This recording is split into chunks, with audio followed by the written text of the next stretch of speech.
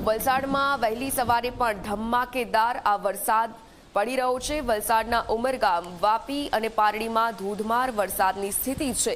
વાપીમાં સવારે ધોધમાર વરસાદ વરસ્યો। વાપી શહેરને જોડતા 2 અંડરપાસને બંધ કરી દેવાની ફરજ પડી। અંડરપાસમાં પાણી ભરાઈ જવાના કારણે રસ્તાઓ બંધ કરી દેવામાં આવ્યા। સ્ટેશન રોડ, બજાર સહિતની અલગ અલગ જગ્યાએ પાણી ભરાયા। પાણી ભરાઈ જવાના કારણે લોકોને ભારે મુશ્કેલી ભોગવવાનો વારો આવ્યો। સંવાદદાતા નિલેશ ફોન લાઈન પર જોડાયા છે। નિલેશ, જે રીતે આ અંડરપાસને બંધ કરવાની ફરજ પડી છે, નાગરિકોને હવે ચક્રાવ કરી અને આ રસ્તો ઓળંગવો પડી રહ્યો છે। દર વર્ષની આ સમસ્યા, શું જાણકારી?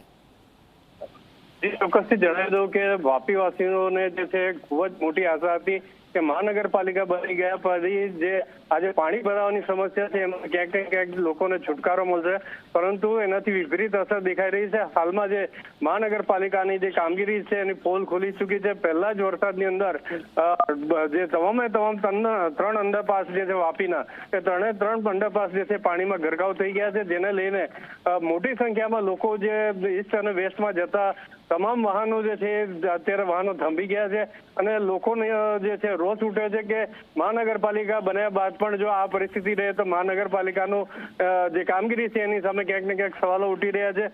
વરસાદની વાત કરીએ તો અત્યારે 2 કલાકની અંદર વાપીની અંદર 4 ઇંચ જેટલો વધારે વરસાદ પડી ચુક્યો છે, જ્યારે સંઘ પ્રદેશ દમણમાં 6.5 ઇંચ જેટલો વરસાદ વરસી ચુક્યો છે અને આવનાર સમયમાં હજી પણ ભારે વરસાદની આગાહી હોય, જેને લઈને લોકોમાં ચિંતાનો માહોલ છે અને આ જે બી અંડરપાસ જલ્દીથી પાણીમાંથી ભરાયેલા છે એ નીકળે એ લોકો માટે રાહત થશે, નહીં તો હજુ પણ લોકોને તકલીફ ભોગવવાનો વારો આવશે।